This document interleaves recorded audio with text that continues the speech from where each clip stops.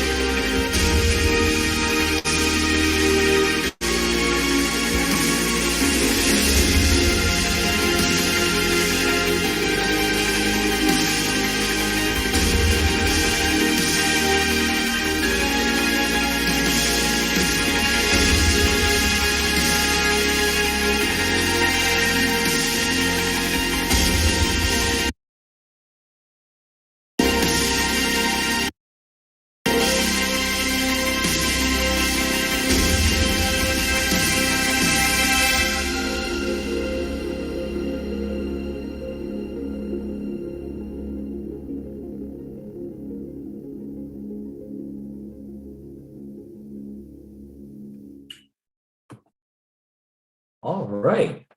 Well, good afternoon, everyone. I hope you're having a lovely and terrific Friday from Taos to St. Teresa. I hope you're doing well. My name is Jay Wilson, and I am with Big Brothers Big Sisters of Central New Mexico. And I would love to welcome everybody to our last day, our last exhibit of our 2021 Discovery Fest. We've saved the best for last. We have an awesome team from Facebook who is joining us today, who will be sharing about the almighty cloud. So I'd like to go on ahead and just give a big welcome to David and Zach from Facebook for joining us. And thank you for being here and sharing about what you guys do with Facebook. Thank you so much for that introduction, and good afternoon, everybody. Hope you're having a great Friday. Let me go ahead and get my slides ready for you all so we can jump into this.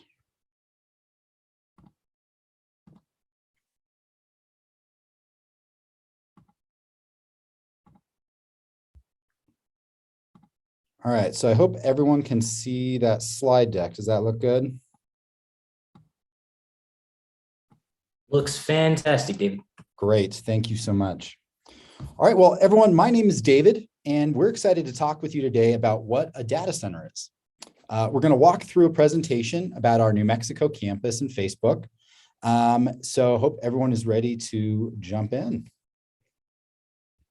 So this is a picture of our campus. Currently, you'll see there on the back is a really large solar field that helps to power our campus on 100% renewable energy. We've got currently 4 buildings are operational, 2 are under construction, and we just announced a few weeks ago, we're bringing 2 more buildings to our Los Lunas campus. So we're really excited about that.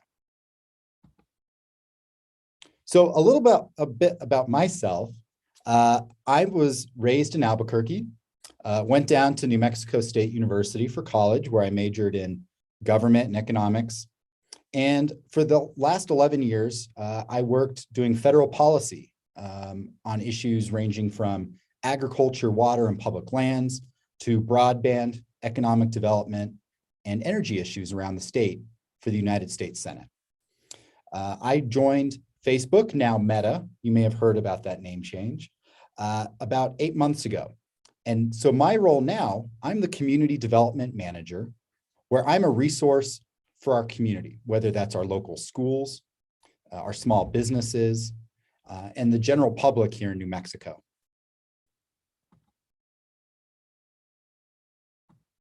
So you may recognize some of these logos. You've probably heard of Facebook and Instagram. And if you or your family or your friends have ever used either of them, you're connected with our data center.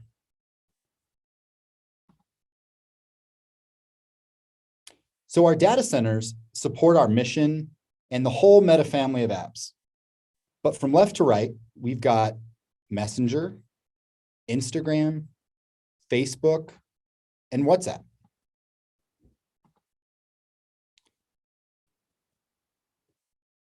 So founded in 2004, Facebook, now Meta's mission is to give people the power to build community and bring the world closer together. People use our apps all over the world to stay connected with family and friends, to discover what's going on in the world, and to share and express what matters to them.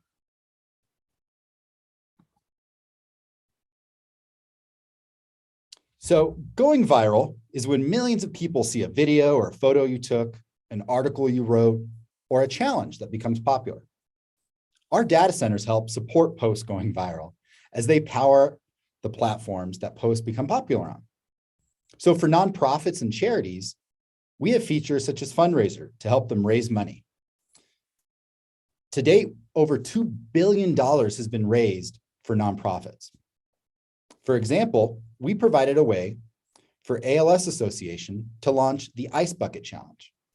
The challenge, which included dumping a bucket of cold water over your head, raised awareness of the disease and $115 million. Another really fun example is an attempt to beat the world record for most likes on Instagram. And so a photo of an egg went viral and was liked over 53.7 million times.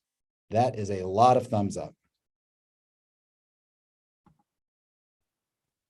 So now that you know a little bit more about Meta and our programs, let's talk a little bit about what data centers are and how they work. If you think you know what a data center is, go ahead and put your guess in the chat box while I go ahead and get our next video ready.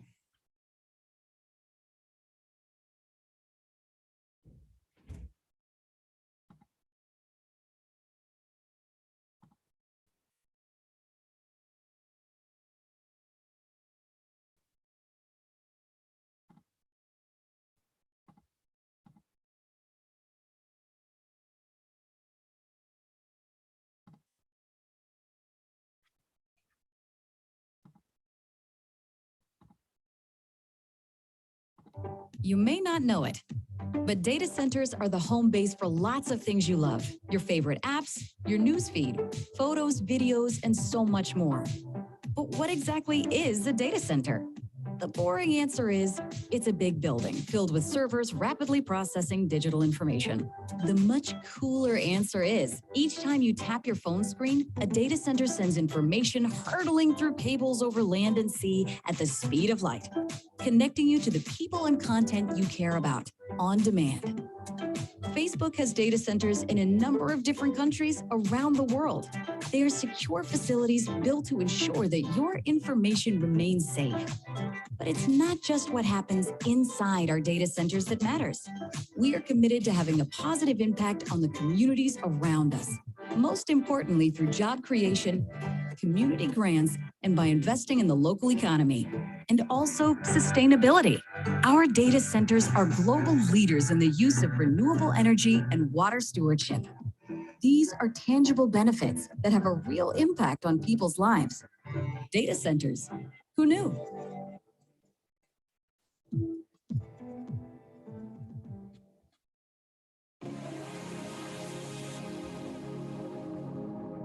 Hi, everyone. Welcome to my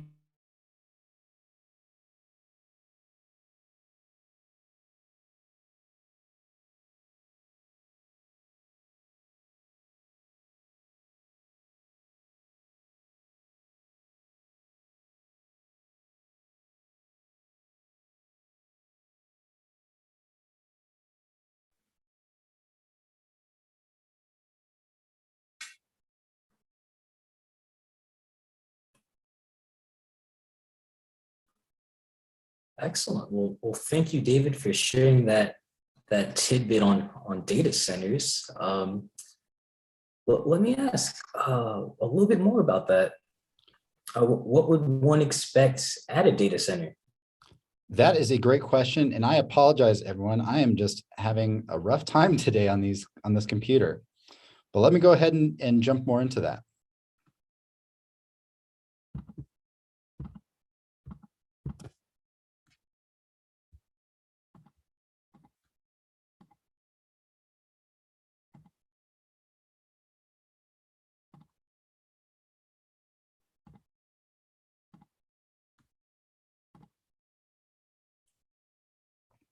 So as you can see, we have a lot of data centers all over the globe. Here in New Mexico in Los Lunas, just south of Albuquerque.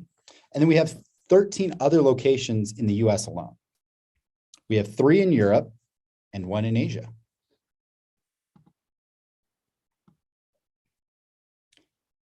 So we started off our Los Lunas campus in 2016 and began running traffic for the first time in February of 2019. So if you think back to that first picture I showed you that had all the buildings and the giant solar field on our campus, you'd probably think that's pretty big, but let's think about a few things. Our campus is nearly 3.8 million square feet when it's completed. That's about the size of 79 football fields. I'm sure if anyone here has watched a game, attended a game, or seen a game before, you'll get an idea about just how large these buildings are going to be. If you've never been to a football game, maybe you've driven around town before and you've seen a Taco Bell. The average Taco Bell restaurant is around 2,500 square feet. You could fit 1,520 Taco Bell restaurants in our buildings. That is a lot of taco sauce. So to better give you an idea about what's happening actually inside our buildings and how we support all those family of apps, I've got two great friends I want to introduce you to. Our first is one of our network engineers, Zach, who's going to be talking to you about fiber optics and networking. Take it away, Zach. All right, thanks, David. So my name is Zach Webb. I am a network engineer at the Los Lunas Data Center. Dave, yeah. And I attended the University of New Mexico, Go Lobos. I've been in Albuquerque for most of my life at this point in time. And I wanted to talk to you guys today about the computer network. I got interested in building computer networks back when I was in high school. And that was in the 90s. And back then we didn't really have easy access to the internet like everybody does today. So what we do is take all of our computers, go to somebody's house and order some pizzas. And we'd hook all those computers together so they could just talk in the room and make a very small network. And then we'd play video games all night.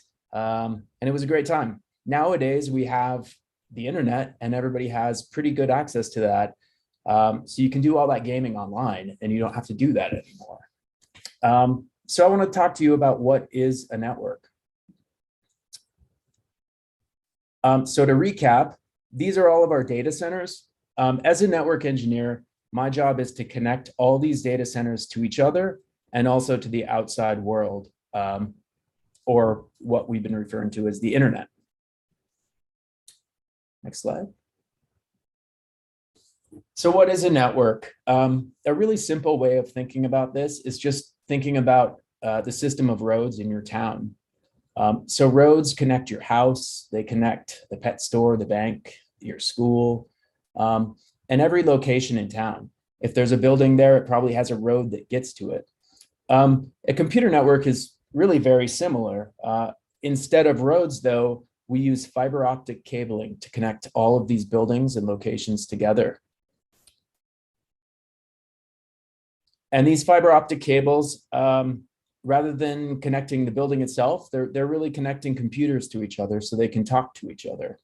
And what they do is pass data between each other. So what is data is probably the next question. And data is going to be anything you're transporting over this network. So it could be video games, it could be a message, it could be a phone call you're making, it could be a FaceTime chat you're having. That's all considered data. And that's what's physically going over these fiber optic cables. So this is what a fiber optic cable looks like. It's a very tiny cable, and the optical fiber inside is made out of glass. So if you look at the picture on the left, you see a very small glass tube, and it's put next to a human hair. That's actually the size of this optical fiber that transports your data. And that fiber is hooked up to lasers, and lasers pulsate and transmit pulses of light through this optical fiber. And that's how data is communicated from one source to another. Next slide.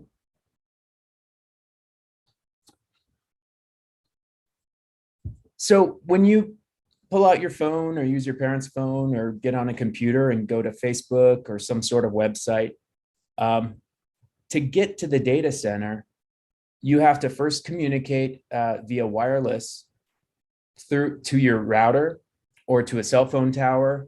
And then that's connected with fiber optic cabling back to your house, and then out of your house to the cloud or the internet. And then through there, you connect to one of our data centers or wherever the destination you're going to is. So that's important. And what fiber enables us to do is send this data at a very rapid pace. Next slide. And that's important because if it takes too long to send data, you wouldn't see or hear your friends in real time. You wouldn't get pictures in real time. Video might seem choppy. This presentation I'm giving right now, if data traveled really slow through fiber, you wouldn't hear what I'm saying for several minutes, and the communication would be really choppy. So just to illustrate how fast data is traveling through optical fiber, I've put up a picture of the world's fastest animal, and that's the peregrine falcon. The peregrine falcon, when he's diving for his prey, can achieve speeds of up to 242 miles per hour, which is pretty fast. I mean, if you're driving in a car on the freeway, you're probably going 60 or 70 miles per hour. So he's already going 3 or 4 times faster than you are. Data traveling through fiber can travel at the speed of light. The speed of light is 671 million miles per hour. And that's almost 3 million times faster than that falcon is traveling. So it's really fast. In the blink of an eye, light is able to travel across the country in almost no time. Next slide. So this is another one of our data centers at Facebook. And I've brought this slide up to just show you how we connect to the internet. So on the lower left, you can see a little vault there, and that's underground. And that fiber optic cabling runs into that vault. From there, it travels underground into our building. And then on the right there, you can just see all the little fibers that come in. And it's really, that is our connection to the internet. That it's that small piece of fiber that's handling all this data that everybody in the world is accessing. Next slide. And then once we have that connection to the internet, you can see it comes in on what's called a trunk. And that's that picture on the left with all the multicolored strands of fiber coming in.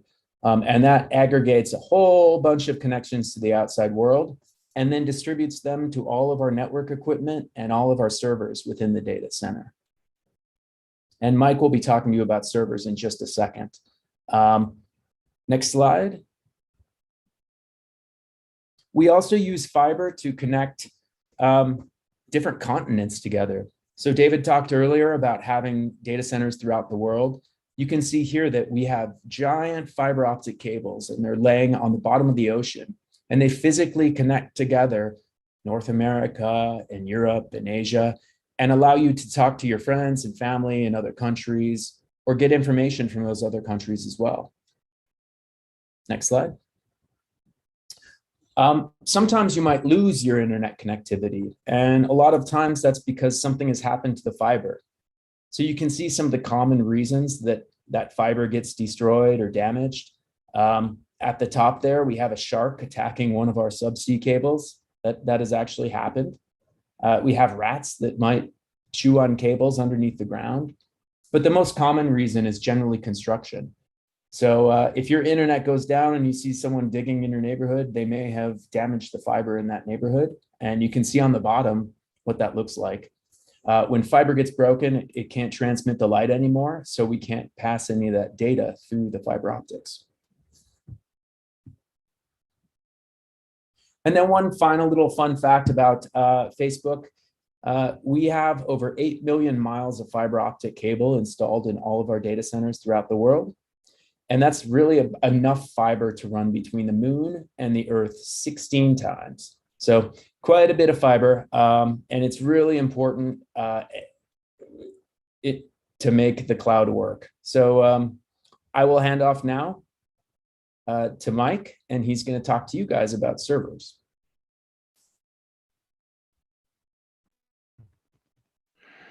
All right, thank you, Zach. I'm having some video problems, but hopefully we can get past some of that.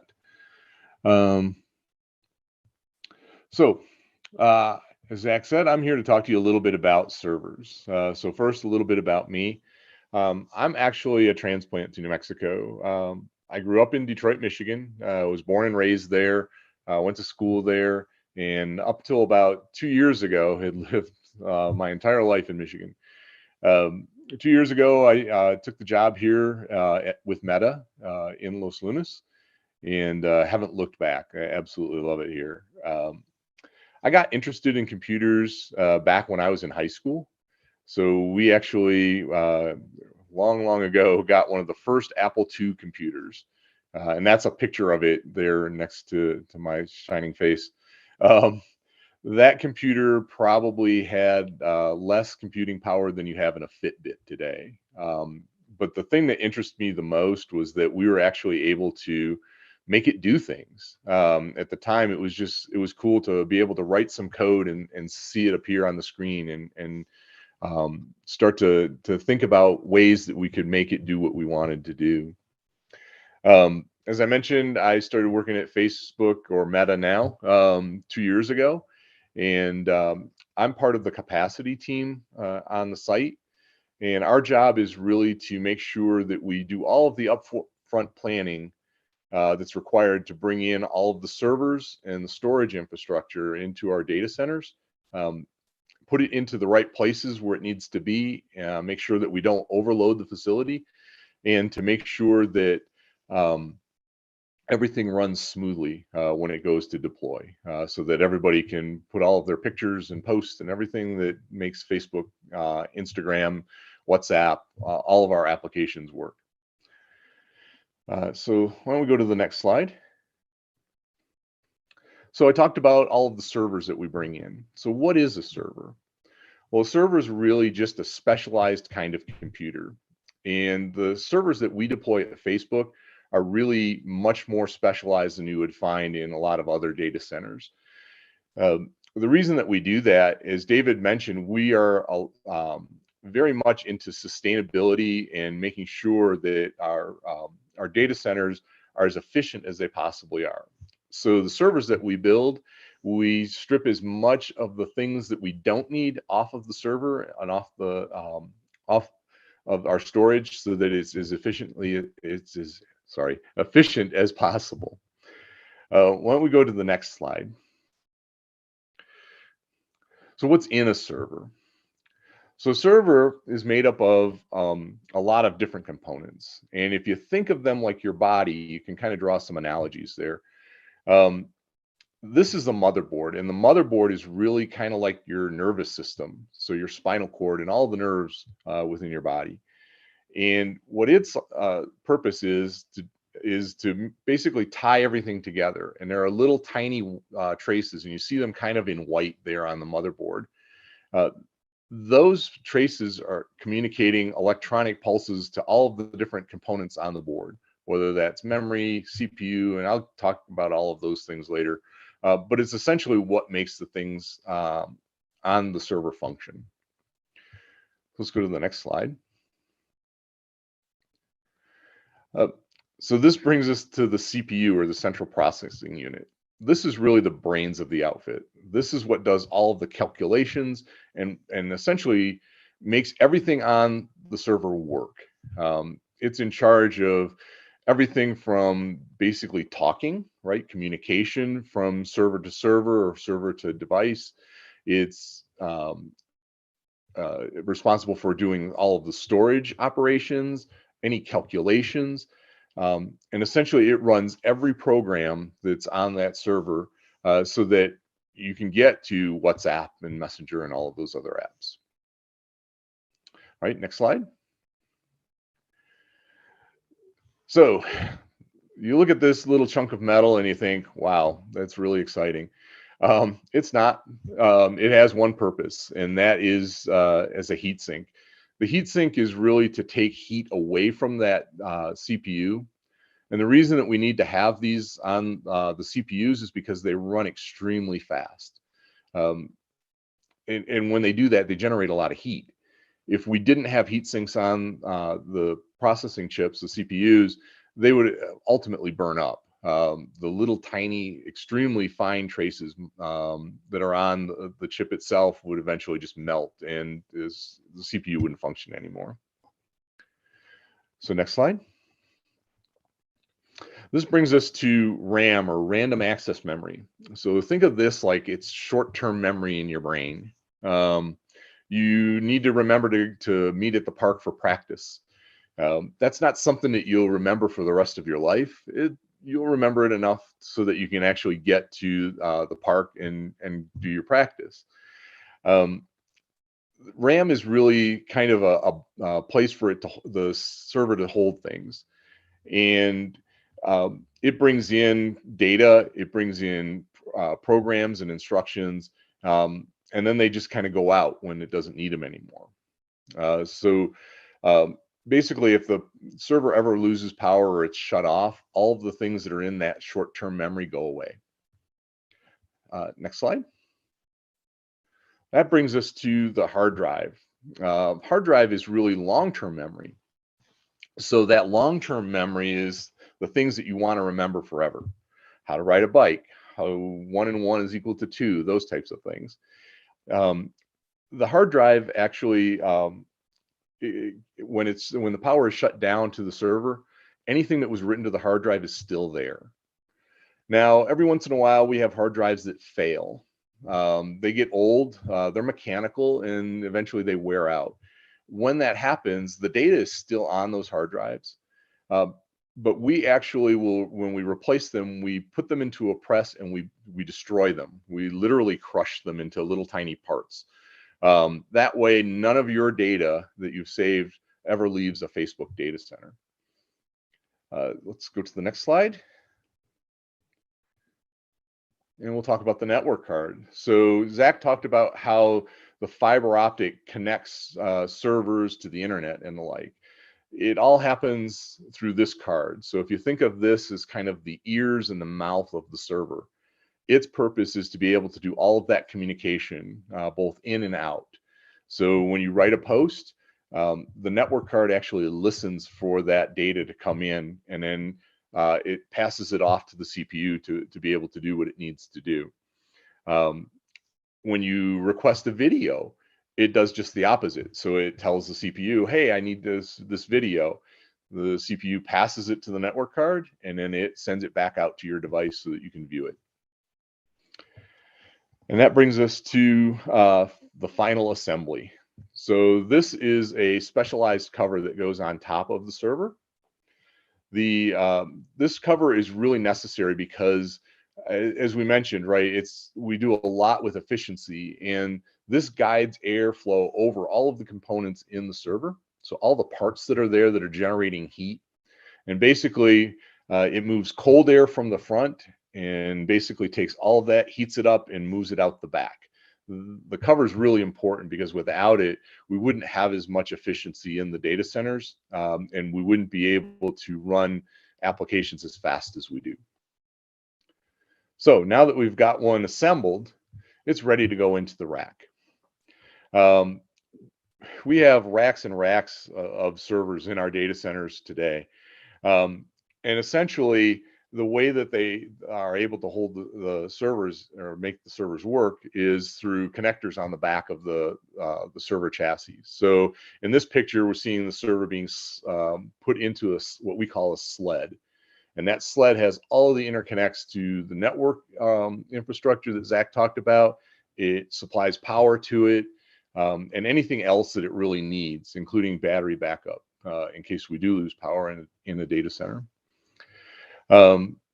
So some of our racks, they only hold a few servers in them, depending on the size of them. Others can hold up to 88 servers. So how much do you think a rack would weigh? Well, let's go to the next slide to find out. Our racks weigh somewhere around 2,500 to 2,000 pounds, so roughly a ton, or the weight of a small sports car, if you want to think of it that way. Because these racks are so heavy, we have specialized equipment that move them from the delivery dock into position, and nobody actually is pushing them physically, right? There are powered racks or powered tugs that move all of this into place, and that's so that we don't get anybody hurt, because safety is a really big aspect of what we do on site. Next slide. I talked a little bit about storage at the beginning, and we have two really main types of what we call bulk storage. So tape and hard drive. Tape is really something that is an old technology that has not gone away. It's actually gotten better as technology has progressed. And then we've got the hard drive storage that you see on the right. If you were to take one of our hard drive storage racks that you see in that picture, it could hold up to about 110,000 4K high def movies. And if you were to try and watch all of those movies nonstop, it would take you about 25 years of video watching to get through them all. So that brings us to the tape libraries themselves. Next slide. So our tape libraries hold all of the data for our backups and any long-term or what we call cold storage, things that aren't being accessed all that much anymore. Each of the libraries holds about 8,000 cartridges in it, and you can see them in the picture here. Each of them has a barcode, and that's how the library knows what cartridge to pull and put into a drive. And we have a lot of these libraries. Los Lunas is one of the larger storage regions, and we're building more and more libraries out as we go. And if you were to pull all the tape out of all of those cartridges that we've got in the Los Lunas data center, when we're done, it would wrap around the world about 12 and a half times. So with that, I'll pass it back to David. Thank you. So guys, I have to say, you have really piqued our interest because we have a lot of questions coming in. So before you begin, David, I want to see if you mind taking a few, and Mike as well. Sure. So what is I know we're talking about sports cars and the speed of light, but like how much data do you guys actually process per day and per hour, if you mind?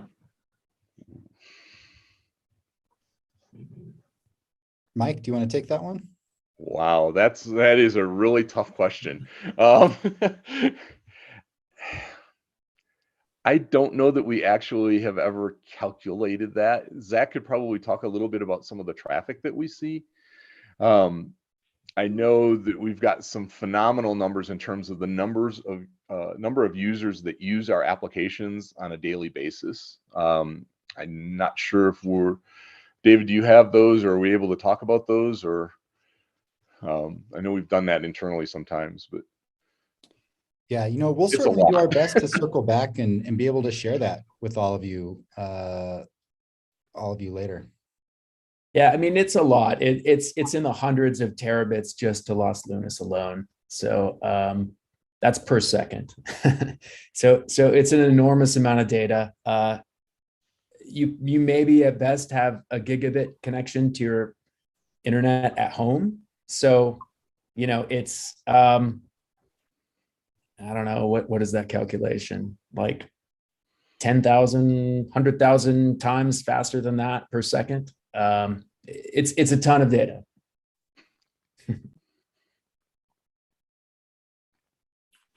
So another question we had come up was, so how long is the data stored on like an individual account, or just how long do you store data for? Does data have like a half-life, if you will? So the data actually has a life cycle. So there's what we call hot data. And the hot data is basically data that's being constantly accessed, right? So when you've got, you have a really hot post that you put out, and you get a lot of different, like likes, and you get, people putting comments in and that kind of thing. That data kind of lives distributed out across the network. And Zach could probably talk to the POPs that are out there, or what we call point of presence. When we get into the data center itself and we start to store it on the server infrastructure, we have a couple different categories of it. So we've got hot data, we've got warm data, and we've got what we call cold storage. All of those have different life times to live within those different tiers of storage. Ultimately, as I talked about the tape being cold storage, that stuff is pretty much kept forever. It's just not accessed all that frequently. So we're starting to build out infrastructure that would probably be in what we'd call the exabyte range at this point. So if you start to, quickly Google what that looks like, it's a lot. We did a recent presentation where I kind of pulled some information together, and in that we talked about if a gigabyte was the size of the Earth. Basically, an exabyte would be the size of the sun in comparison. So you'd have like a billion Earths inside of the sun. So that's kind of to give you a little bit of a picture of how much data we're talking about, and that's in our site alone. And then you multiply that across what we've got, from a data center perspective. Not all data centers have the same amount of data stored in them, but we're one of the larger ones. Wow, Mike, that is impressive. So when the sun stops, Facebook will also stop. Yeah, I'm sure someone will post about it though. Right. I guess on this question, we'll go on ahead and let David start up the presentation again. But this comes from Sebastian, and he's definitely been reading Popular Mechanics. He's asking, do you build virtual servers? So if that's a thing, let us know. We do have some virtual servers within the fleet. Most of the equipment, because of the amount of time, the little bit of lag that we're allowed, a lot of our server infrastructure is physical equipment, kind of like what we showed in the slides. There are certain areas of the company where we do run virtual servers, and a lot of that has to do with development. And there's some other infrastructure that runs on virtual as well. So it is a thing. Our position in the capacity space is really about the physical equipment more than it is the virtual space. Awesome. Well, thank you, Mike. Good question.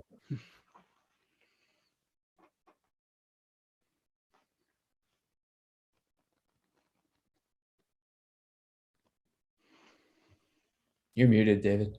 There you go. Yeah, perfect. Well, this leads us to our challenge for all of you today. We have this great fictional city here in New Mexico that we need your help connecting it with fiber optic. So welcome to Cake City, New Mexico, because everybody loves cake. So our city has great parks and roads and schools, but poor internet service. Our students couldn't get online to do their homework. The bakery couldn't advertise their breads, and the nurses couldn't video chat with their patients. So the mayor of the city is asking all of you for help in building their own network to hook up every house and business, but they also didn't want to spend more money than necessary. So the mayor therefore gave us two conditions. Enough fiber must be brought in so that it's possible to connect everyone in the community. And two, that the fiber should cost as little as possible.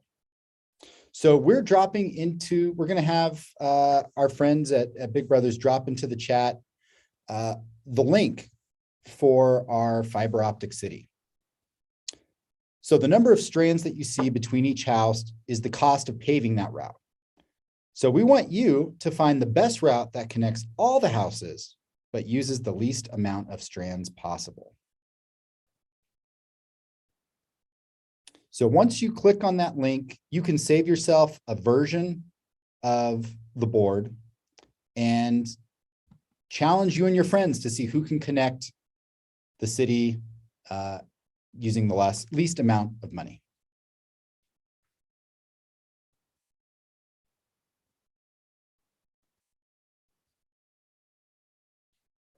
So we'll leave that up for you all. If you have any other questions, please let us know in the chat. I just want to say thanks to my colleagues, Zach and Mike, for taking some time to share some of their expertise today. I always learn something new from them. And we appreciate all of you taking time to join us this afternoon.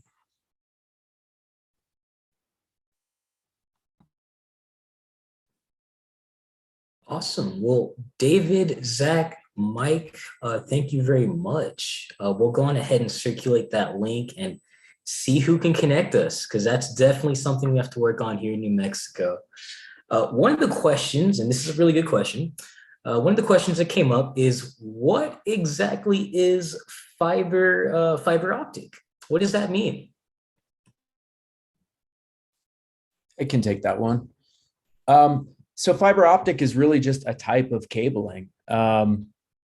And it's a physical piece of cable. It's very small and it has a glass tube running down the middle of it. And what that fiber optic cabling allows for is you can hook that up to a laser and shoot light through it. And the light will bounce off the glass tube and traverse to the other side of that cabling. And that's how the internet is formed, basically. It's just a bunch of fiber optic cabling underground.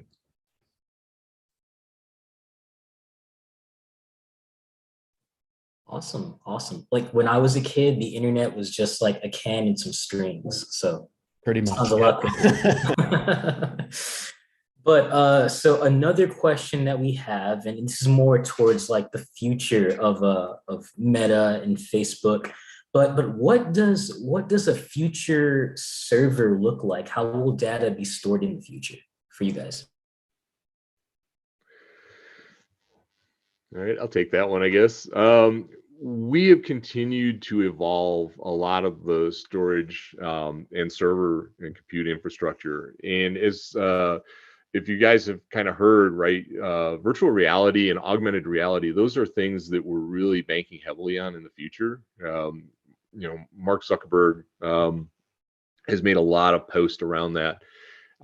Oculus is really taking off, right? And we're starting to see those technologies being a really big part of what we do.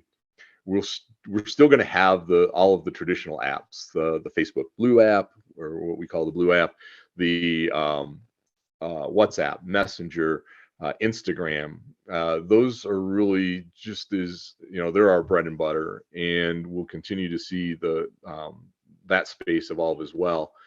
From a physical standpoint, from a server infrastructure standpoint, we're looking at new ways to really expand not only our data centers as a whole, but we're looking at ways to make that compute power even more efficient. We're looking at technology like that you would typically see in video cards today. So if you look at the big chip on a video card, it's called a graphical processing unit, or GPU, and we're using those technologies to get more and more efficient at what we do, better, faster at being able to process data. I'm sure Zach could talk about how links are evolving, and we're getting faster from a network perspective to be able to serve all of that data up.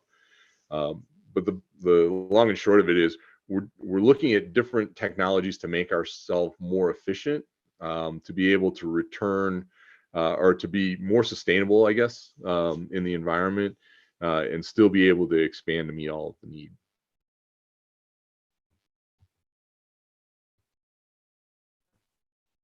Awesome. Well, thank you, Mike. Our next question is, so have you guys actually been hacked, or like what is the process for that if you do get hacked?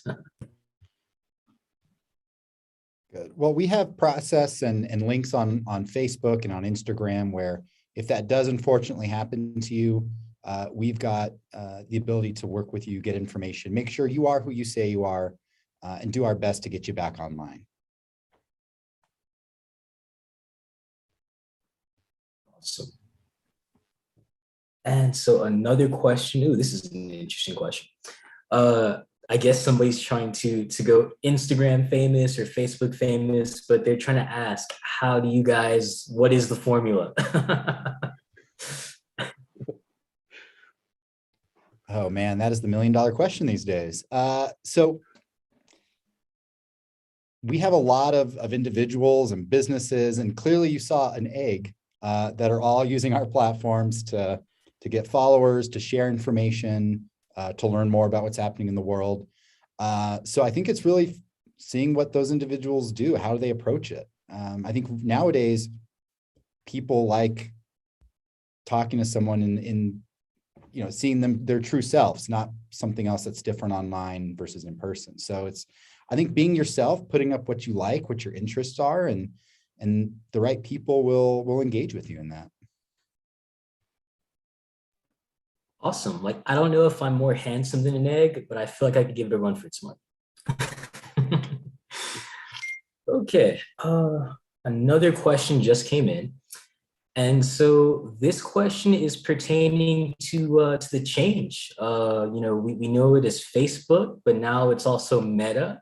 So what was kind of the change, like the thought behind that? So you may have seen earlier, and let me see if I can go back to the slide.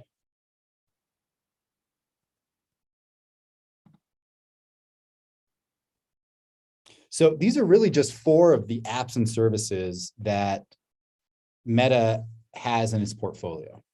And so with so much growth and so many things happening with where the company's going in the future, it didn't really make sense to have one of our apps represent everything. So there was, I think a lot of conversation within the company back in the spring of, where do we want to go? How do we want to move forward? Because if you think about it, Facebook is a very well-known brand and logo. So looking at Meta, it's change, it's progress, it's the next evolution for where the company is going overall. So it's a pretty neat name change to be a part of at this time. And so this is a good question that comes up from Jessica. And so I imagine with the change to Meta, with the future, looking so bold and so bright, you want to have like the most innovative, cutting edge people on the team. And so Jessica asks, does Facebook offer any opportunities for internships, and kind of like what was your respective backgrounds in getting involved with Facebook? That's a great question, and I'll have Zach and Mike maybe share some insights of theirs. But we're hiring for thousands of roles all over the world, whether your interests are in infrastructure, so the data center side, if it's creating apps, coding, to the business side. We got to pay the bills, and we have to work with advertisers and other partnerships. So if you can think of the role, more than likely we have a role at Meta. And so as you're getting out of high school into college, community college, you're looking at internships and co-ops, go to our website. We've got all that information there. You can tell us about yourself, and we can get you into some really cool opportunities. Great question, Jessica. And I'll throw it over to Zach and then Mike, if you want to share maybe a little bit of your backgrounds. Sure. So I didn't come in through an internship. I've been in the industry for quite a long time, but just to echo what David said, half of my team came into Meta as interns, and they're now full-time employees with us because they worked out so well. They're very excited to hire interns, and also they hire experienced people. They want to hire the best people in the industry. So yeah, anything you can do to get your foot in the door and bring yourself to the table. That's important as well. We like good people, and we like them to be themselves. Mike, I don't know if you have anything else to add. Yeah, and to sort of build on that, one of the things to point out really is that you don't have to be a technical person, right, to want to work at Facebook. We have a lot of different roles. We have electricians, we have mechanical or heating and cooling kinds of people that work on the site. We have a lot of folks who run cabling, because all of that cable that Zach showed in that really cool picture of one of our MPOs, all of that has to be done by somebody. A lot of construction on site. So, we've just recently finished our 5th building. We're about ready to get that turned over fairly soon. Building 6 is still under construction. 7 and 8 were announced. So if you think about all the different aspects that go into making that small city that is the Los Lunas data center run, we need folks to do everything. There are culinary folks. There are People who really kind of take care of us on the site. There's a lot of different roles that are there. So if you've got a passion for something, we really tend to explore it. As a manager, I tend to look for people who have a real passion for what we do and really want to be involved in the aspects of what we do on the site. We've got kind of a cool role in that we interface with everybody, whether it's the construction folks, whether it's the facilities folks, electricians, mechanical folks, so that we make sure things are powered and cooled. We talk to the security folks on site. So that's another role that's out there, right? There's a lot of really cool things and a lot of cool opportunities out there to be a part of it. And we're growing. We're growing a lot. So we definitely need people. Internships are a really good way to look at it. I'm in the process of reaching out for college graduates. Somebody who's got a little bit of interest in doing the planning that we do on the site. And, we'll probably hire our first college grad coming in probably the spring or summer of next year. Awesome. And so, Mike, I guess on that point, that's a really good segue into our next question. Throughout Discovery Fest, we've had folks from Virgin Galactic and all these other tech-savvy organizations. What are some of the institutions that you all work with here in New Mexico to kind of build that pipeline and to cultivate that talent? Oh, wow.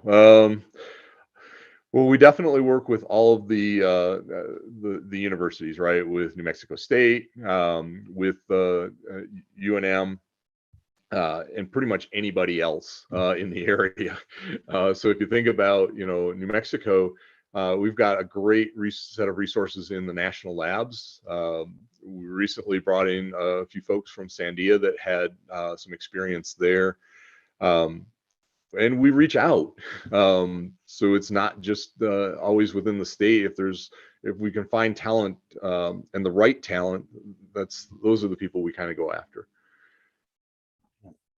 And to build on to some of Mike's comments, we're doing a lot of positive relationship building and collaboration with our universities throughout New Mexico.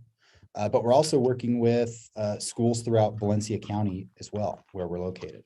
So with Los Lunas schools, Belen schools, Isleta Pueblo, School of Dreams Academy, because there are a lot of roles that, we can partner around robotics, computer science, construction trades, at the local level, give you some exposure to a lot of these different types of programs that might get you more interested in pursuing that at the community college level or at a university, or looking to get into the workforce right after graduation. So we've got a lot of things happening, and if folks have ideas and want to reach out to us, that's what we're here for. So please do. I'll add on that. I'm probably a non-traditional person. In that I went got through high school, graduated high school, did okay there. Went to a university back in Michigan. Wasn't for me. I got my first job working in the mail room of a local gas company, and parlayed that into a computer career. And when I got hired by Facebook, I was still pursuing, finishing up my bachelor's degree. But it was the passion that was there to really look into the IT field and to try and, learn as much as I possibly could, gain as much experience as I possibly could. So just there are a lot of different avenues to get to where we are, is kind of the gist of that story. At the end, I did graduate. I did finish my degree. So just wanted to throw that out there. Stay in school.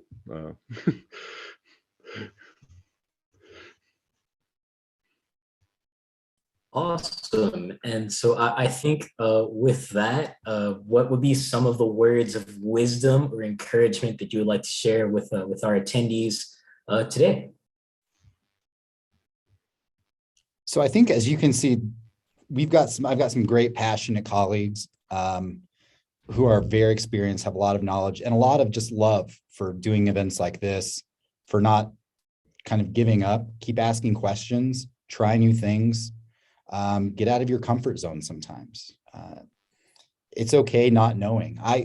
Believe me, I meet so many smart people, smarter people than myself here. It's great to just ask questions and they're happy to help and teach you.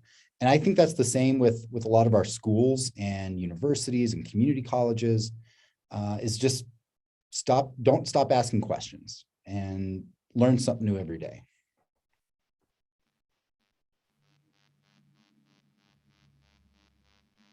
Awesome. And Zach or Mike, would you like to share on that as well?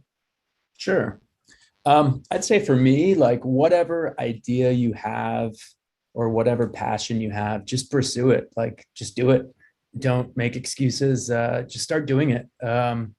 If it's computers, start building one in your garage and, put it together with spare parts and see if you can make it work, and don't get frustrated. Just keep chipping away and get a little bit better at it every day.